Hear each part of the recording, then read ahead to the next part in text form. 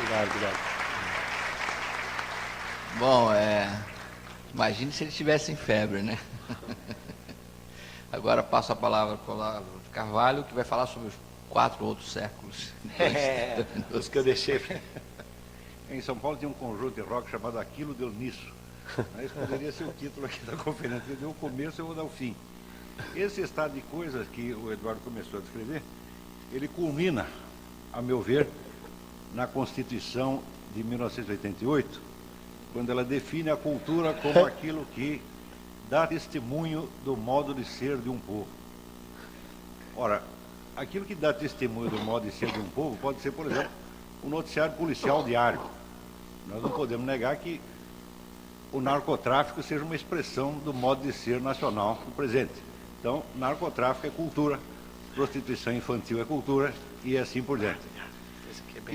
Este artigo da Constituição, ele expressa, vamos dizer, uma espécie de horror à ideia qualitativa de cultura.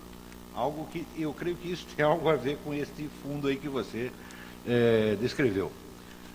Ou seja, a cultura não é definida mais, nesse sentido, nem como cultivo e nem como culto. Ora, a ideia de cultivo pressupõe a ideia de melhoramento. Ou seja, a cultura não pode ser simplesmente aquilo que dá testemunho de um estado de coisas, mas aquilo que melhora e eleva esse estado de coisas justamente ao contrário de simplesmente dar um testemunho passivo e não valorativo. A ideia de cultura, além de estar ligada a cultivo, também está ligada à ideia de culto, que é a mesma coisa que devoção. Então, essa ideia implica necessariamente a ideia de algo que é melhor, de algo que merece a nossa atenção, merece o nosso amor, merece o nosso respeito. E esta ideia de valor culmina, então, naquilo que Platão chamava o supremo bem. Agora, nós sabemos que o supremo bem não é uma coisa muito fácil de você definir ou encontrar, ou mesmo intuir de longe.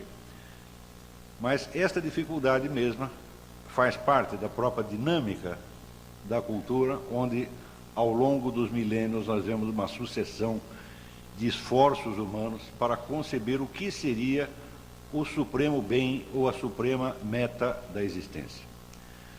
A necessidade de ter um supremo bem, ela é tão grande que no século XX, um grande psiquiatra, Viktor Frankl, diz que a perda da noção do sentido da existência, ou da noção do supremo bem, está na base de todas as neuroses e psicoses.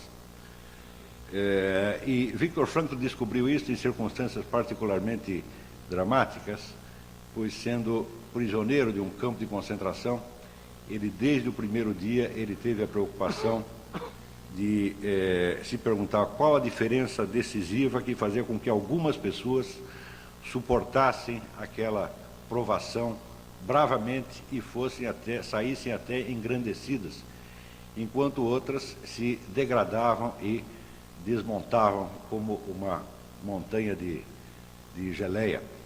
E ele descobriu que as pessoas que se saíam melhor daquele desafio eram aquelas que tinham uma meta ou um valor ao qual servir, ou, como diz ele, o sentido da vida. Então, a cultura, ao longo dos milênios, foi definida como um conjunto de atividades e de esforços humanos voltados à descoberta, à contemplação do supremo bem ou do sentido da existência.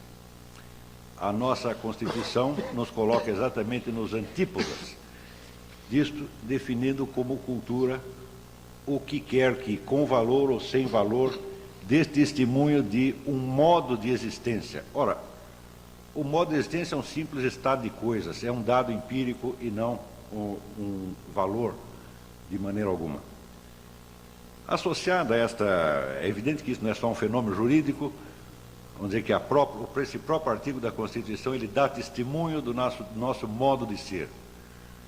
Existe em toda a vida brasileira, em toda a história brasileira, uma espécie de inibição intelectual que aos poucos vai se tornando, vamos dizer, mais do que uma inibição, uma rejeição e até um ódio de tudo aquilo que é elevado, sublime, importante. E isso tudo, então, sendo compensado por um culto das nossas insignificâncias, das nossas misérias. Se você vê, por exemplo, o número Vamos contrastar aqui dois fatos. O Brasil teve, entre os anos 30 e 60, um dos maiores filósofos do mundo, e aqui que foi Mário Ferreira dos Santos. A obra do Mário é uma coisa de, quando nós a conhecemos, de deixar com orgulho extraordinário. Nunca ninguém prestou a menor atenção no Mário Ferreira, até hoje ninguém sabe quem é, e os escritos dele estão todos jogados para as traças, até hoje nunca mais foram reeditados. Para compensar, todo ano você vê uma enxurrada de teses de doutoramento sobre sambistas, proxenetas, amantes de políticos, etc, etc. Quer dizer, uma boa parte da nossa atividade universitária, né, é dedicada ao cultivo, né, ao culto daquilo que existe de pior, ou pelo menos de mais insignificante. Este amor à insignificância, este amor à ninharia, né, evidentemente, ele se torna cada vez mais pronunciado ao longo dos últimos 20 anos. E ele culmina nesta ideia do nosso ministro de fazer com que o samba se torne patrimônio da humanidade. Eu não sei por que o samba e não machixe, maracatu ou qualquer outra coisa dessa, porque todas elas dão testemunho do nosso modo de ser. Aliás, quando o Eduardo assinala que o Brasil já teve um Estado organizado, antes mesmo ter população, quer dizer, quando chega Tomé de Souza, já vem com todo o ministério pronto, com a Constituição pronta para uma população que era constituída de tatu-bola, minhoca, né? Então, do mesmo modo, nós temos hoje a ideia de que o Estado deve não só fomentar a cultura, mas formá-la. Ele deve ter a concepção da cultura e deve dar a receita pronta para todos nós. A nova legislação de incentivos fiscais para a cultura é exatamente isso. Tá certo? Então, infelizmente, ele deu o século XVI e eu estou dando a situação de agora. Não vai dar para contar tudo o que aconteceu no meio. Mas a situação presente é mais ou menos esta. Então, hoje nós entendemos cultura de três maneiras. Entendemos primeiro pelo seu lado lúdico, quer dizer, cultura é divertimento, cultura é show business, cultura é samba e rock and roll. Em segundo lugar, a cultura é um produto comercial, quer dizer, existe a indústria cultural e ela tem que funcionar e dar lucro. Em terceiro lugar, cultura é propaganda política. Você vê a que distância nós fomos parar da ideia do supremo bem ou do sentido da vida. Ora, eu não sou contra a diversão, também não sou contra ganhar dinheiro, também não sou contra a propaganda política, mas quando você tem tudo isso e você perde o sentido da vida, é melhor você estourar os miolos, né? Então, quer dizer, o tipo da cultura que nós estamos produzindo hoje, a nossa concepção de cultura, é uma coisa profundamente deprimente, feita para nos isolar do sentido da vida e fazer com que nós nos dispersemos cada vez mais numa busca e num cultivo de ninharias. Intimamente associada a esta ideia, existe uma outra, que é de que a cultura é função do desenvolvimento, de que só os países desenvolvidos têm alta cultura. Então nós temos que alcançar um certo nível de desenvolvimento para ter um certo nível de cultura. Em São Paulo teve até um cidadão chamado Paulo Arantes. Paulo Arantes é um professor de filosofia da Universidade de São Paulo que escreveu um livro interessantíssimo como documento, não pelo seu valor, chamado Um Departamento Francês do Ultramar, no qual ele investiga por que a Faculdade de Filosofia da USP, em 50 anos de atividade, não conseguiu produzir nenhum filósofo. É fantástico. E a resposta é que somente quando alcançarmos um certo patamar de desenvolvimento é que poderemos ter uma filosofia à altura da europeia. E eu acho isso uma coisa extraordinária, porque eu estudei um pouquinho da história da filosofia, ao ponto de ser autor de um livro sobre isso, de um curso sobre isso. Eu asseguro para vocês que nunca houve nenhum surto de grande criatividade filosófica que fosse posterior a um surto de desenvolvimento econômico. Geralmente o surto cultural acontece muito antes, ou muito depois. Por exemplo, a época áurea da filosofia na Grécia era uma época de decadência, de cultura, decadência socioeconômica fantástica, a inflação subindo nas nuvens, uma corrupção generalizada, e no meio disso é que surge a Academia Platônica.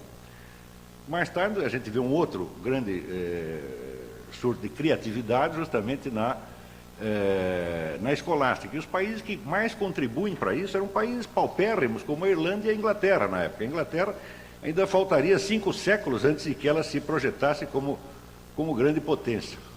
Uma outra etapa de grande criatividade é, evidentemente, o idealismo alemão, com Kant, Hegel, Schelling, etc. Nessa época, a Alemanha não era sequer um país, era um conjunto de principados e ducados, aliás, sob domínio estrangeiro. Ainda faltaria meio século, mais de meio século, para que a Alemanha se constituísse como nação e se tornasse uma nação rica. E assim por diante. Então, nós temos que a própria ideia de que nós precisamos ficar ricos primeiro para ter cultura depois, é uma ideia que me parece muito esquisita. Porque se a cultura tem algo a ver com o sentido da vida, ela tem algo a ver com a orientação da vida. E, portanto, ela tem algo a ver com a sanidade da inteligência. Ora, se você tivesse um amigo e ele tivesse com 2 problemas, ele tem 2 problemas. Primeiro, ele está sem emprego e sem dinheiro. Segundo problema, ele está louco. Qual dos 2 problemas você acha que dá para resolver primeiro? Primeiro, vamos arrumar um emprego, e o sujeito vai ter um sucesso enorme. Depois, tiver tudo resolvido, ele faz um tratamento psiquiátrico. Toda a orientação da nossa cultura é essa, quer dizer, primeiro nós vamos resolver todos os nossos problemas e depois nós trataremos de ficar inteligentes. Isto é rigorosamente assim, mas desde o tempo do Império. O tempo da colônia não conheço direito, mas do tempo do Império eu acompanhei. Quer dizer, esta ideia de que nós precisamos produzir muito dinheiro e daí vamos ter uma cultura que servirá para adorno, né, da nossa riqueza. Então, essa noção lúdica ou decorativa da cultura, ela já existe aqui há muito tempo. Mais ainda, ela não existe só socialmente, ela existe na alma de cada um. Nenhum de nós, vamos dizer, pode dizer que está livre deste preconceito e das consequências devastadoras que ele traz, não só para a sociedade, mas para a formação da inteligência de cada um de nós. Eu noto, por exemplo, com essa coisa de participar muito de debate, discussão, eu noto que no Brasil existe uma crença geral de que aquilo que você desconhece não existe. Isso aí chamava-se, na retórica antiga, chamava-se o argumentum ad ignorantiam. Ele diz assim: aquilo que você está dizendo é algo que eu desconheço, então não interessa. Não pode entrar em linha de conta e não pode ser alegado como argumento. Dito de outro modo, tudo aquilo que eu desconheço inexiste. Eu asseguro para vocês, eu estou nesse negócio de bate-boca jornalística há 10 anos. Eu asseguro para vocês que este é o argumento mais alegado, em todas as circunstâncias. O sujeito olha para você com um ar de desprezo. Você diz alguma coisa, o camarada olha para você com um ar de desprezo, um ar de superioridade formidável e diz: eu nunca ouvi falar disso. Então, o Brasil tornou-se o único país do mundo onde a ignorância é fonte de autoridade intelectual. Acontece.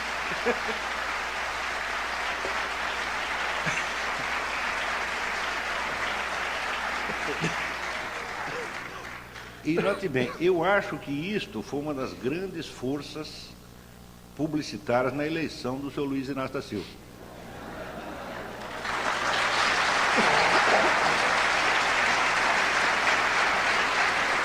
Porque ali se associava a ideia do sujeito pobre com o sujeito inculto.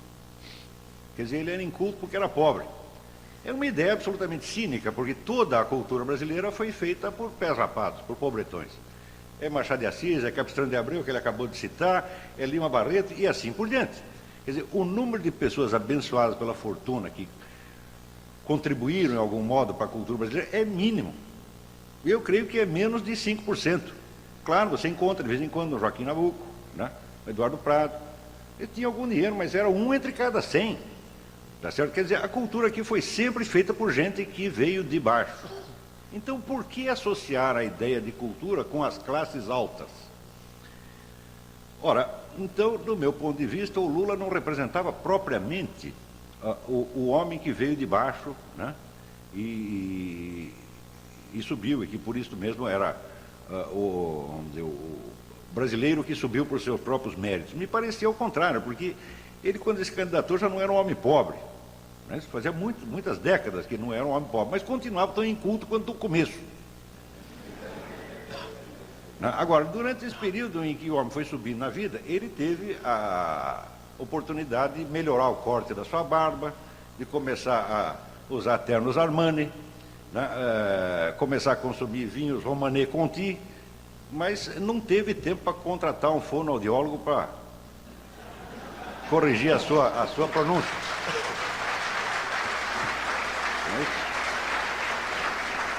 E não pense que eu estou falando mal dele pessoalmente. Não, isso aqui é um sintoma geral. Todos nós somos culpados disso. Todos nós damos prioridade a certas coisas e achamos que primeiro, né, nós temos que ter uma belíssima conta bancária, temos que ter um terno Armani, temos isso. Não precisa sobrar tempo, depois até ler um livrinho. Não é isso? E isso está no fundo de todos nós e começou aí onde o Eduardo falou. Quer dizer, essa coisa impregnou mesmo. Entendeu? Então não é uma questão de Lula, não. Se fosse só ele que é assim, mas eu conheço muita gente que é assim. Ademais, eu por certas